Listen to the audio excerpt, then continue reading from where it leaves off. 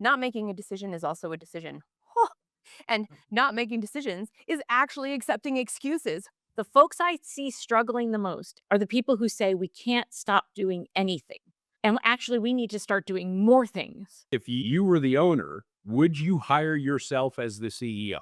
And if that answer is hesitant at best or no at worst, then that's a clear indication that there needs to be a change.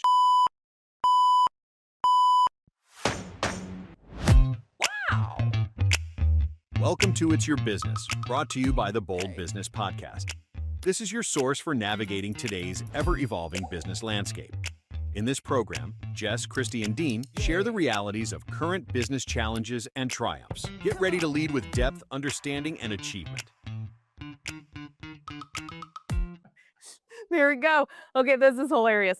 So I have my cup of tea, was going to take a drink, and it said, wait, we're going live. So here we are live with It's Your Business Show. And I'm so excited today to be talking about having this conversation with Christy and Dean. Our title of our conversation today, the CEO Evolution, Reengineering Your Role to Unlock 10x Value. And that's a big thing, this concept of value. And so we likened it to, well, if the CEO isn't changing, then how can the company change? Hello, torch bearer. Hello, vision holder. So if your company's outgrowing you, you're not growing as much as your company can't grow as much as you'd like it to be. And so we're going to talk about how to evolve your role. I'm super excited to have the three of us introduce ourselves. How about if we do that? Christy, Dean. Well, hello, Christy Maxfield, Purpose First Advisors. We focus on helping business owners grow their business with the end in mind, which means we also talk about succession and exit planning.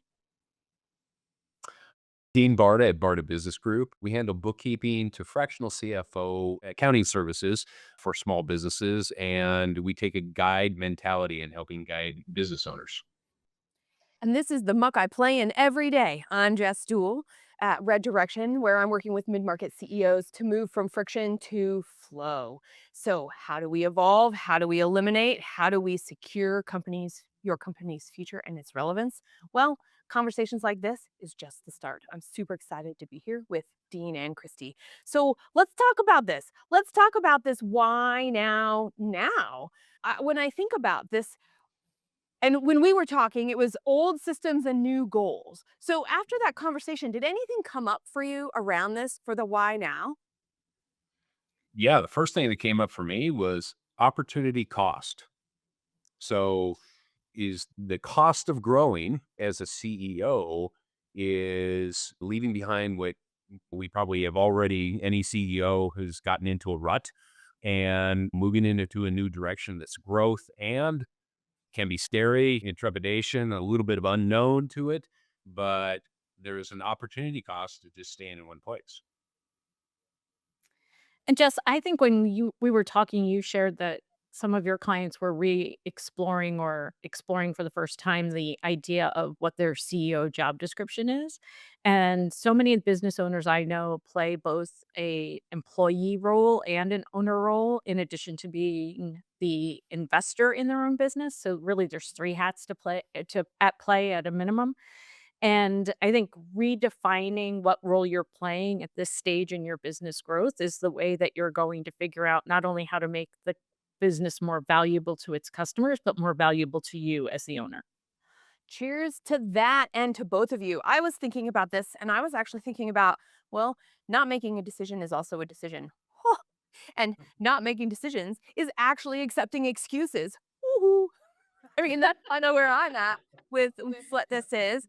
And so if we have broken systems and we have competing priorities and we have all of these gaps, all of the things that all three of us were just talking about actually truly come to pass, right?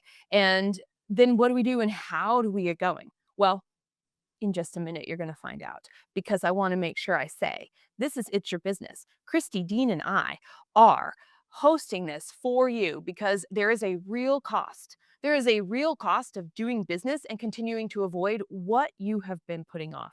So be here. You're an active leader. You're involved, just like Christy was just saying. And here we go. We're here. It's January. We're going to either strive and secure our competitive edge or we're going to be exactly where we were last year, next January. And I don't know about the two of you, but in my business and for my clients and for me, the answer is thank you, no. Yeah, and when we were talking and preparing for this, we were also talking about like we are always being asked to do more with less. And we simply can't put more throughput in the system if the systems aren't working, if the mindset hasn't changed, if the roles we're playing are the same. And so, if we truly have to do more with less, then we need to rethink all of those things. And it starts with the top, it starts with the CEO. It does. And it starts right there. And so this is a great place to introduce our three sections. The three parts of our conversation today are going to be about assessing what we already have. Part two is going to be the ruthless role of focus. I have a great conversation about today if it comes back up. And part three is unlocking the 10x asset. P.S. That's you. So as we go, so how about if we jump into this one, right? We're assessing what we have today. And Dean, you actually, to me, opportunity cost fits in there. How do you two feel about that? Yeah, Yeah, Dean brought up opportunity costs, and that's where I think we can start the I conversation. agree. I thought that was a great start. Yeah, I actually began the day with a conversation with a business owner about opportunity cost, and it was actually in the realm of employees, but also for themselves. They've been doing things a certain way, and they're striving for something different, but they can't get out of their own way. It's that struggle to get out, make that next step that can be scary, but me, and the person on the street knows that it's necessary to do. And it's just getting some support on making that move. And as a CBO, each one of our companies, but also the clients we work with, we're the keeper of the vision and what's moving forward. And if we've become stagnant, boy, that's definitely a trickle down situation.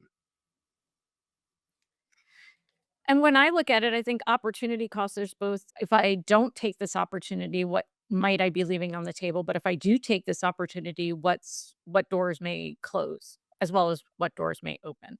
And Dean, if I'm picking up what you're putting down, I think that's what I was going to try and say, is that we're also trying to assess, like, if your modus operandi is to say yes to everything and try to be everything to everyone, the chances are that's not going to work for you. So recognizing that, making choices, even not making choices, keeping your options open, comes with a cost. And if that cost has traditionally been factored into your business model and you're not getting the results you want, then you have to really look at what's driving those decisions and what those hidden costs are.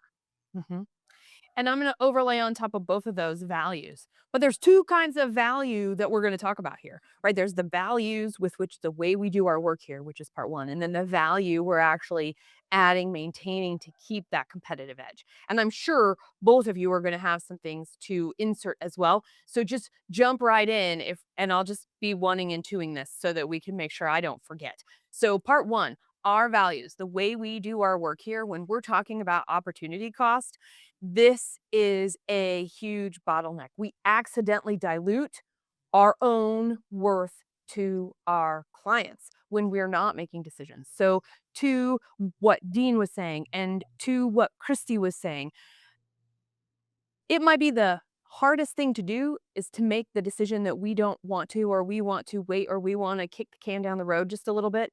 If we don't, it does erode the way we do our work, which leads into this part two of how do we stay competitive and what does that look like when change is happening so fast that we have to pick something and give it a chance to work before we know if it's actually going to work, which always changing is part of that opportunity cost too. So how do we do our work? Anchor into that. And then how are we making the decisions and doing the evaluation of what support do I need? What if I do this? What if I don't? And actually getting to that root piece because we can take what we believe in how we do our work with what we know we can add to stay relevant because the whole purpose of business and competitive edge, whether we don't want to look at it or not, it's more important than ever before. So please do start looking at it. If I'm unable to stay competitive as a company, I'm unable to make it through the noise. I'm unable to serve the clients. So I am unable to make any revenue. So I have to close my doors. And that is the last thing that I would like to see. So when we're assessing, we can bring our value set in. We can bring what value we give to clients as well. Part one, part two. How about that? I'd add a third, where the values that we operate under, how we do business, the value we unlock for the customer, which is our competitive differentiator, and the value we unlock for ourselves as the owner. Yeah. Or for the Yeah. potential buyer, but we can't unlock it for a potential buyer until we unlock it for ourselves as an owner. And so I've talked to people just in the last 48 hours who say, very successful people who say, I feel chained to my business. I can't leave. I feel like I'm at the mercy of employees who can leave when they want to. And I'm actually scared they're going to leave, which makes me feel even more trapped in my business. So they have not unlocked the value of the business for themselves, even though they are providing value for their customers and they are creating value for their employees. And they may be operating within some of their values, but if some of their values include being committed to living a life they love and blending work and family and taking care of the people they care about, then they might be creating value for their employees and their customers at the expense of other people they care about. So, value goes a long way in business in terms of what we're talking about and Should we where it pick burn? impacts the business. Should we pick Sure. burn for our dialogue? Because since there are so many that we're all working around, so we don't accidentally have to define for all of them. Because that's true. Christy, you really bring up a good point from the two that I did to then, yes, what is the value of to the owner and what are we unlocking for the owner? And so what do you think is the most important for today's conversation? So we'll just stick with that. What does value mean to us? We may differ. And so, as we unpack this in real time, I'm going to go to what you outlined as the third prong of our conversation as unlocking the 10x asset. If you are the 10x asset, then you're 10xing for both yourself and for the business. So, and by extension, your customer, right? So, if by re examining your role, by watching your role as CEO evolve from employee, primarily employee and owner small, because first it was your job, and then moving into more of an owner mindset, and perhaps even moving into an investor mindset, those are evolutions of the CEO role and your identity relative to the business. And I think when you do that, you unlock two out of the three, right? You unlock the value for yourself and you unlock the value for your business. And I hope you're operating within your values that you've set for yourself and your company. But I think where we're going today is more about if we're ruthless in focusing and niching down, if we are assessing what we have and adjusting our mindset and our resource allocation, then to me, it's about unlocking the value for you as an owner and for your customers who are the benefit of this value you create in the marketplace. I'm just going to say yes. I'll just speak for myself. And we had this conversation a while back is that as a business owner, I have values about the way we do business and all that.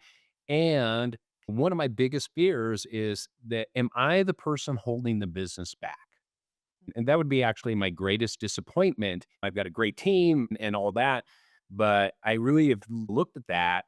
And I think it starts with some self-assessment and just flat out honesty of, okay, and it's the growth of the CEO to be as the leader of the company to also assessing the people that work with you and all that and clients, but also, hey, are you the person you're getting the most out of your employees, but are you getting the most out of you in the capacity that is healthy? And I like how, Christy does a good job of intertwining. Hey, you have a personal life that there's other people outside of the business environment that are affected by the way you do business. If your week feels like you're being pulled from one demand to the next, this is for you. The daily grind is the #1 killer of business instinct, pulling you and your team away from your vision. Reclaim your strategic edge with the Present Retreat. This free guide from Red Direction is a simple, powerful framework to carve out the space you need to filter out the noise, make the right decisions, and lead with clarity.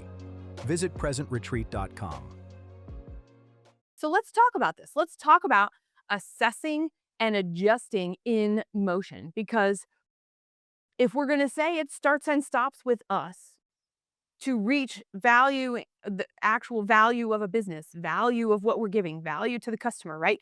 To create this value, well, how do we assess and adjust in motion? I'll just share a conversation I've had recently where clients shared their strategic planning with me, and it was great notes, a lot of good activity that they did, and they left with some very clear action items. And my question was, so who's in charge of taking these forward? And they said, well, we typically talk about them and then nobody takes them forward. And then we talk about them again and nobody takes them forward. So part of it is in our initial conversation is there may not be anybody who truly it's job to take it forward. And therefore it falls by default to the owner. And the owner is already occupying two, if not three roles in the business. And there is a gap in the leadership team where no one has the bandwidth to pay attention to how the strategic decisions they have carved out time to make actually get implemented and operationalized.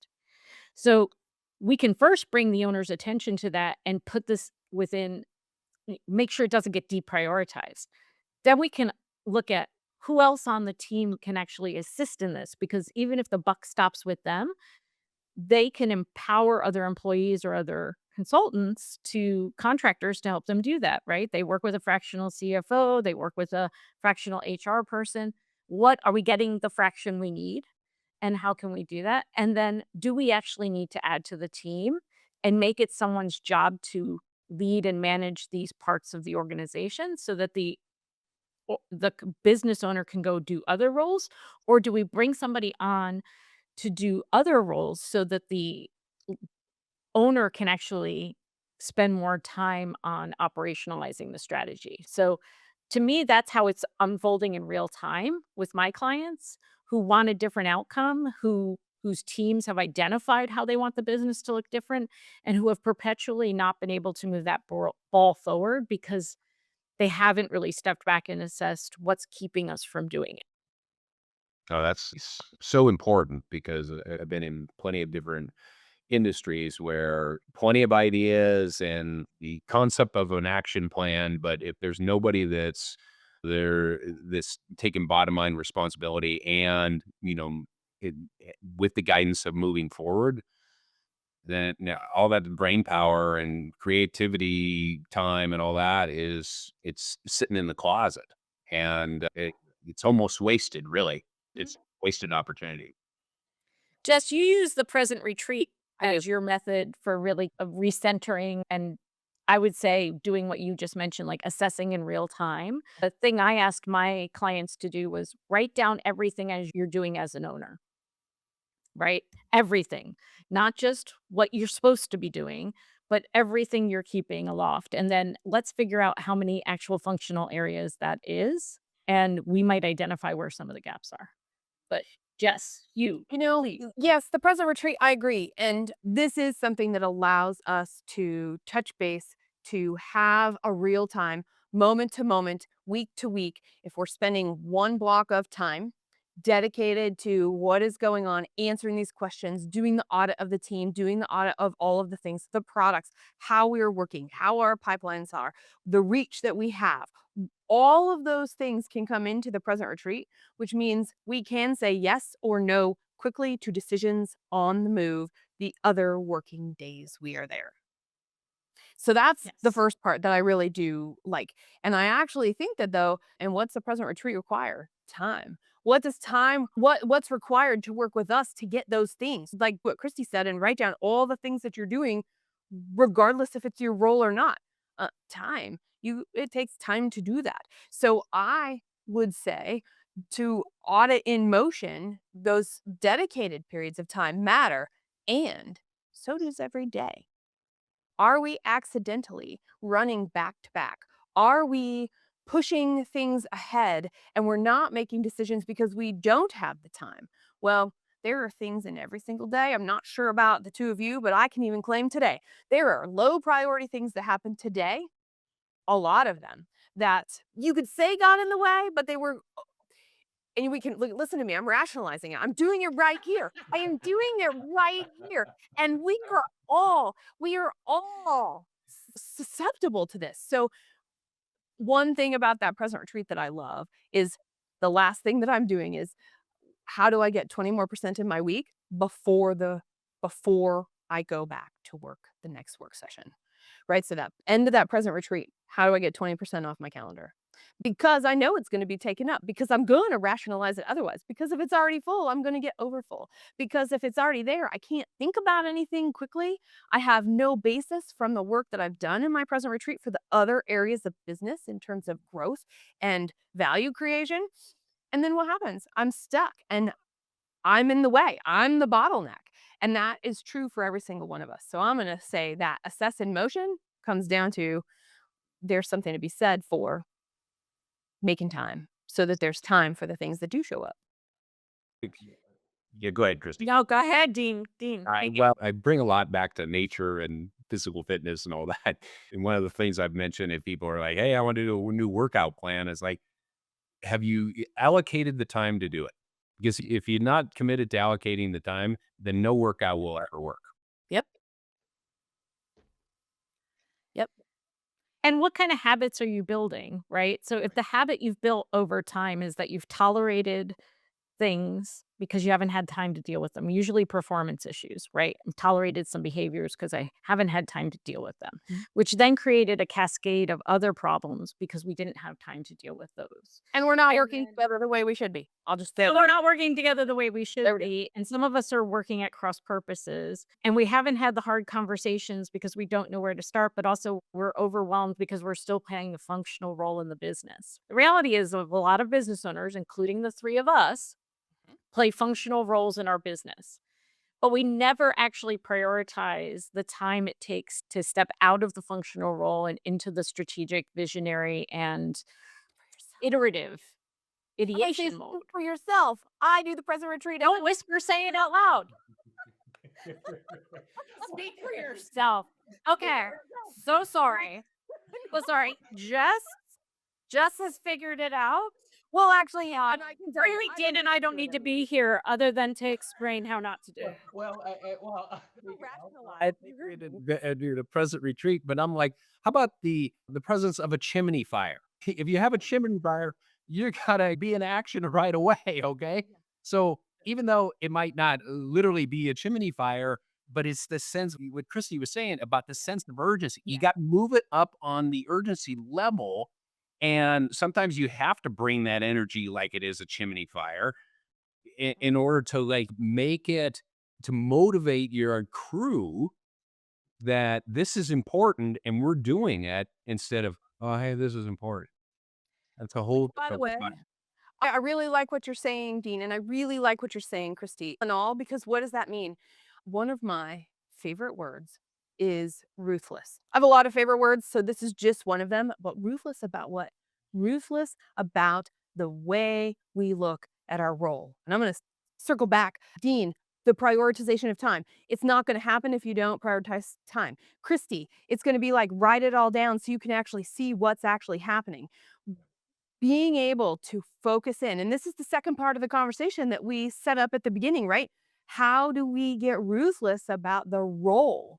And in a way, it's actually a niche. We talk about niche from a competitive advantage, which is necessary, which is going to be a result of this, but also just we can't do it all, nor should we.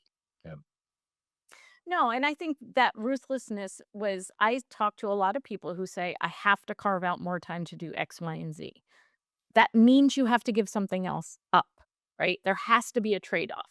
And when you're consistently unwilling to make the trade-off, you stay stuck in the perpetual, I don't have enough time to do this. And if I don't do this, I can't take the next step. But if I take I can't not be here and I can't not be here, right? So we have to get comfortable with delegating, dividing and conquering, saying no, and being okay that we may have actually walked away from something, but confident that the world is abundant enough that the next opportunity will present itself. So it's not a no forever, it's just a no right now. The folks I see struggling the most, and it's affecting their health, and it's affecting the health of the business, and it's affecting the ability to actually be there for the long haul, are the people who say we can't stop doing anything because and actually we need to start doing more things because otherwise we won't have the pipeline, the cash flow, the backlog that we need going forward. And in fact, I don't think they can do I know they cannot do everything and take advantage of every opportunity.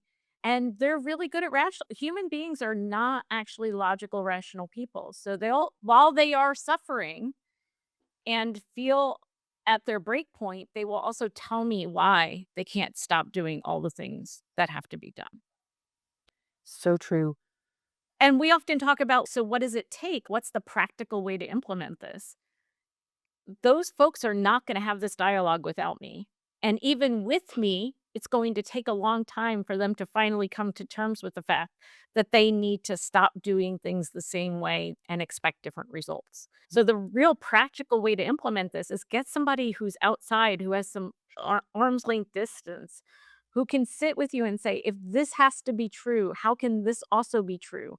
And what are we willing to reprioritize? What are we willing to stop doing so that we can start doing something else or stop doing simply so that we can do the other things that we have on our plate already with a higher fidelity and a better outcome?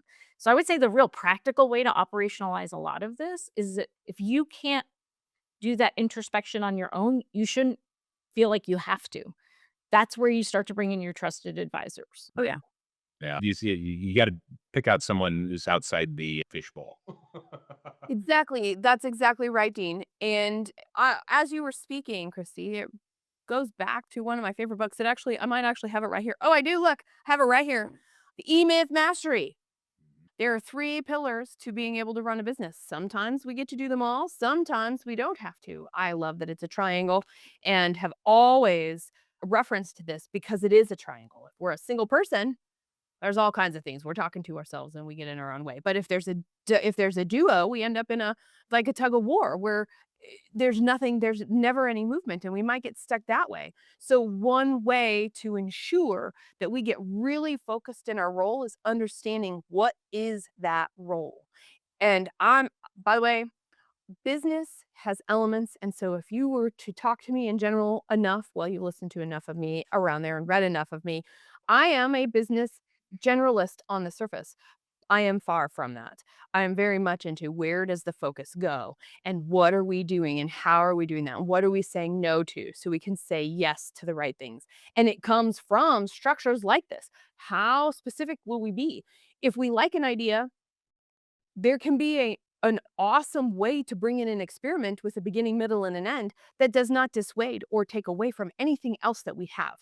Because I think that is some of our biggest opportunity in such a fast moving market today is that our role is let's collect the opportunities and try some things. But then what happens? We get diluted in the other process. And we need to do that for our own selves too in the role of vision holder, being strategic about it. Yeah. The hardest person to say no to is yourself.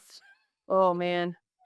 You saw me here. I was like, oh, look, I caught myself in the thing. That's new, by the way, everybody. I've only been doing this for a long time. And I'm just now starting to be able to interrupt myself and go, oh, look, it's showing up in the moment. How crazy and amazing is that? It's good self-awareness, yes. Thanks. I'm sure I can improve more, Dean. And I bet you have a nature story for me. That would help me in the moment. Not right now, but yeah, give me a minute or two. I know. Right. I think honestly, Dean's the best example of bringing in a specialist. You're bringing in that fractional CFO, perhaps even pairing it with an external accounting function allows you then to go deeper into your finances. What is the story telling you? Where are we actually losing money? Where are we making money? How do we need to look at our numbers in a way that makes the most sense to drive the business forward? Are we giving people enough information? Because business owners like to hold that stuff really close to their chest, usually financial stuff. They don't want everybody to have as direct line of sight.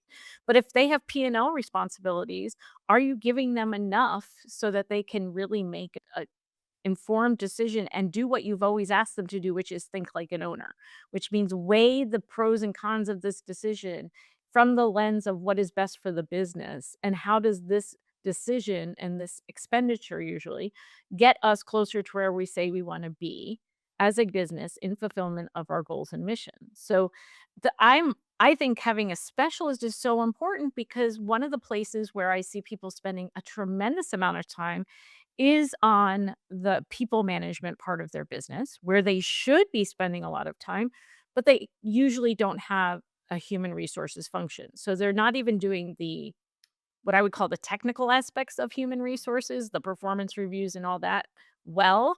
They're certainly not dealing with performance issues as quickly as they could or making sure that people are being held accountable in the way that they could be. Because unless somebody's job is to actually make sure our people are functioning and then support other leaders in making their individual performers as successful as possible, these it's too complex all day, every day to not have it be somebody's job. And so you need to start adding those specialties and get the owner out of the things that they had to do because they had to do them, but really aren't well suited to do in the long run. And I'm going to say, Christy, we need a CEO job description. I'm going to just put it out. Amen. Why not? Why not? Because I hear you saying think like an owner, which is great. Sometimes the owner and the CEO are going to disagree. And when we're both, how do we know what our boundaries are for the strategic growth? Because yes, all of those things are there, but to find that middle way to match all of them, what is our job as the CEO? And I like the differentiation. I'm going to say go one step further and have an owner job description, Yes. an owner profile and a CEO profile. And when we're both, that's great. And we'll be able to quickly see, like at the beginning when we were deciding how do we want value to, how do we want to define value for this and values for this conversation. And Dean, you and Christy yeah, you were so close to each other. I was like, we can totally use that because there's more together than there is not. And we can do the same thing when we're talking about, I am doing strategic work and for strategic growth. This is what I need to do as a CEO. I am doing work for understanding how this supports my life, how this supports my community, what are my bigger goals for having a business and it also, and I am going to think about that. And then where do they align and where do they not? And then to your point, Christy, bring in the specialists to help answer some of those questions and find the middle way. And even if you can play a specialist role, you maybe shouldn't be playing Don't. a specialist role because if you're already playing an owner role and you're already playing a CEO role and you are also the head of sales, you're going to do the sales because that's the thing that drives the economic engine. So you're not going to do either of the other two roles well, right? So now we need to bring in a specialist around sales to get you out of sales, which also unlocks the value for you because now you don't have as much work to do. You can focus more of your time and energy. And then we unlock the value of the business, which makes it more valuable on the open market because the thing that devalues a business most is owner dependency. So, this is, and your customers will get a better product when you're not trying to do everything, right? And your employees will have a better experience when you're not trying to do everything. When I like that separate job descriptions for both the owner and CEO, because a good question that I've asked owners too is if you were the owner, would you hire yourself as the CEO? And if that answer is hesitant at best or no at worst, then that's a clear indication that there needs to be a change. And that's what a true owner does is makes those hard decisions, not only about employees, but with the roles that they have within the company. Yes. Hey, check this out. This was a question that came up in one of our LinkedIn posts, and I think it fits right here. Johanna, she said, what's a prompt you use to help leaders decide what only they can do right now? I think Dean's question in relationship to the role descriptions is a perfect one. What do you think? Yeah. I believe that. Absolutely. Just put that owner hat on. And if you were owning this asset, who would you have in place to move things forward as an owner? And your livelihood is based on it. And that's a hard assessment, but it's honesty, the truth will set you free, I think is the old saying. We need that reality. And so this moves us into, it's actually a great transition into the third part of our conversation here, which is actually truly unlocking that 10x asset. You, me, us, we, business owners, CEOs, right? How do we do that ourselves? Well, I came with a thing. You want to answer, Jess, and we I can just can, but I was like, or there's some Dean, you silence. can I was take. like, well, do you want me to go first? go for it. You have to tell me what you think about this. A long time ago, I created this thing called the lead business model. And lead actually actually, it's a lead model for decision making, not a business model. And it's launch effective aligned decisions. And we've been talking about this the whole way through. And over the years, I've also started to think about this concept of, and we've talked about it here on It's Your Business before, strategic debt. What is strategic debt? And we've used debt in a couple of different ways. Time debt, I can't remember the exact phrases, but I thought that was really interesting around strategic debt. So as I was looking through all of these things, I'm like, oh, look, I have these questions I asked all the time. And I picked 3 to bring today. The first question for this, do you have strategic debt that you can assess yourself? Here are your 3 questions. Does the real meeting happen after the official meeting where 2 or 3 people relitigate what the decision is in the hallway or someplace else? Number 2, if we've asked your top 5 leaders in your company to name the number 1 priority, only one, would it be the same? And number 3, how many times are you saying, "We'll circle back on this," having it be a common phrase in your executive meetings, in your planning meetings, in your present retreats, all of the above. So those are the 3 questions that I brought to say, hey, if those 3 questions, and I'm going to add Dean's, I'm going to say Dean's should be here too. Would you hire yourself as the CEO? I would put that in here too, to understand how much are you holding yourself back? And by you holding yourself back, are you holding back the growth and the value of your company? I love those questions. Yeah. That, I also think that you could be asking yourself the question of is there that only I can do because I am the owner, and be really real with yourself, because you're gonna say only you can do it because I'm the only one who can do it the way I want it done. But that doesn't mean you're the only person who can do it. I think the only person who can go out and take on actual financial investors to come to be part of this company and grow it with me. I'm the only one who ultimately, if it's a small business and nobody else is taking the action, can fire the people who need to be fired and hire the people who need to be hired. If I have inserted myself in places where decisions aren't getting made because I've said I'm the only one who can do it, there are really only a handful of things that I am the highest and best and perhaps only person who can do them. And when I get out of my own way, then I can also see that. and I think that's a great assessment of what only is the crucial things that a owner should be doing. And I'll add an additional is what they're also passionate about doing. Because Mm. as a business owner, I can do anything that my team can do, but that's not the best use of my time. I like the engagement with clients. Okay. I'm just a people person. Okay. And it's what I love to do and I'm good at. Results have shown that I'm good at. To me, that's like nuclear fire. When you love it and you're good at it as an owner, and that's what you're a good role for you. And it's not hamstringing the business at all, but it's enhancing it. It's the, if you will, icing on the cake rather than the cake. To me, that is like, man, that's the zone that would be ideal. For sure. And really what we're getting to is there's real work here. It is going to take time. So I'm going to go back to each week, can you take 20% out of your calendar so that you have time to be with this? Because this is not something we can check off. This is not something, parts of it are. Sure, we can go through parts of it fast, but to really give ourselves a true assessment, to really sit with the comfort that we are in versus the uncomfort it is going to require to grow, that takes time. And if we don't take the time to experience it, then no matter despite our best efforts, there's only so much we can do in spite of ourselves as John Prine would say. Here's my interjection of nature, okay? Yes, I knew it was going to come. Fabulous. I had this question asked to me actually several years ago, and it was when we were living in Colorado.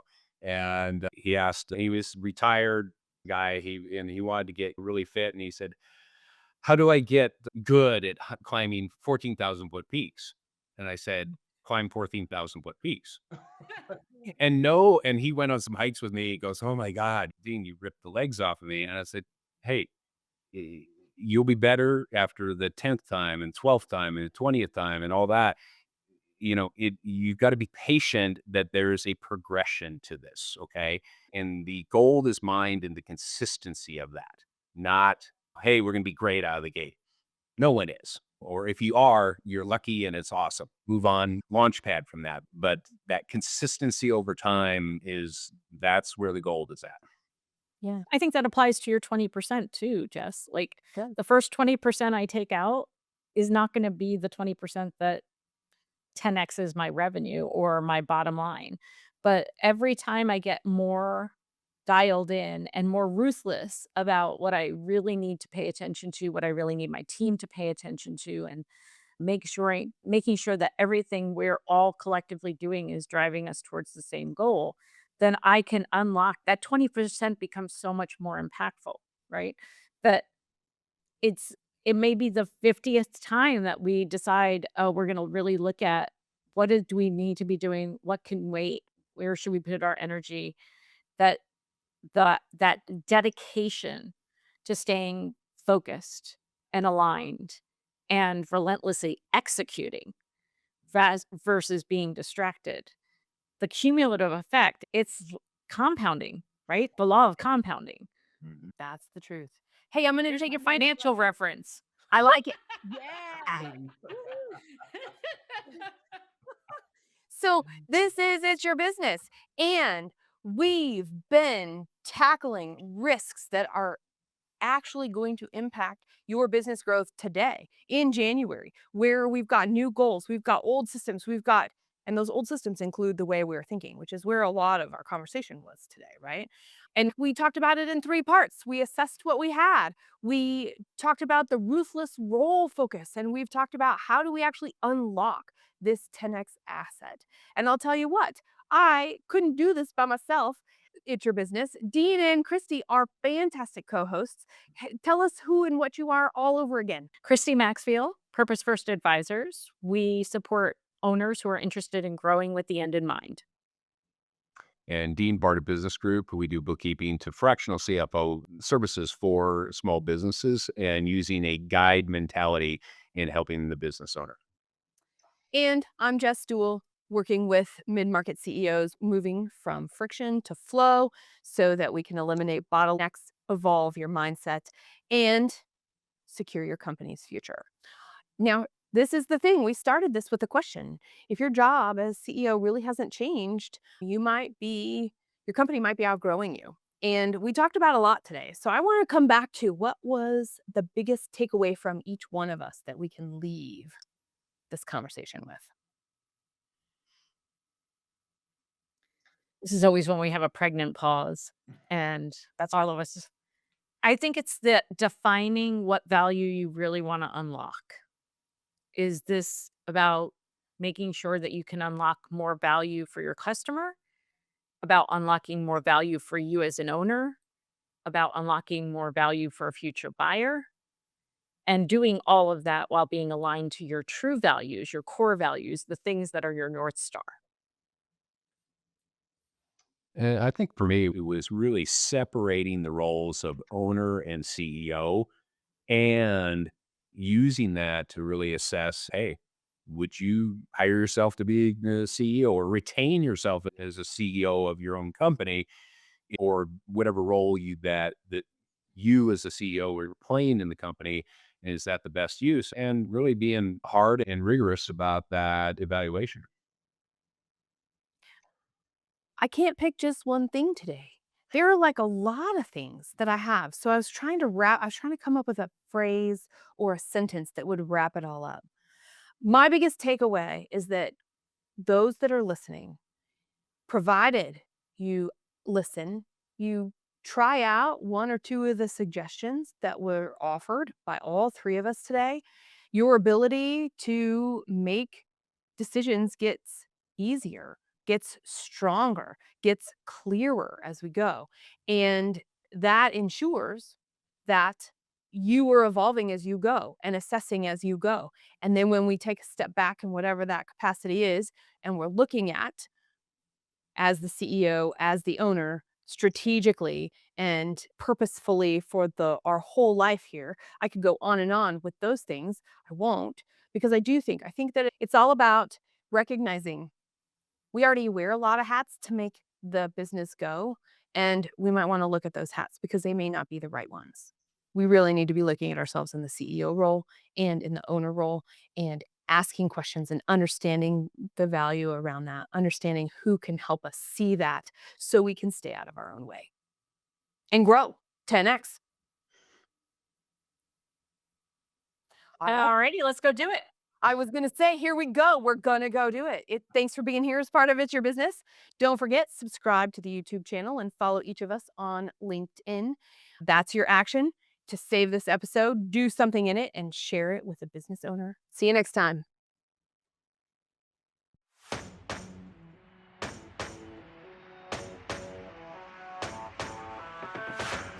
And that brings us to the close of another powerful and fresh perspective on the Bold Business Podcast. In today's volatile landscape, growth is a double-edged sword. To truly thrive, you must engage with your strategy, not just react to the day-to-day. Without absolute alignment, your company faces a stark choice: outmaneuver or be outmaneuvered, grow or get left behind. Thank you for listening. And a special thanks to the Scott Treatment for technical production.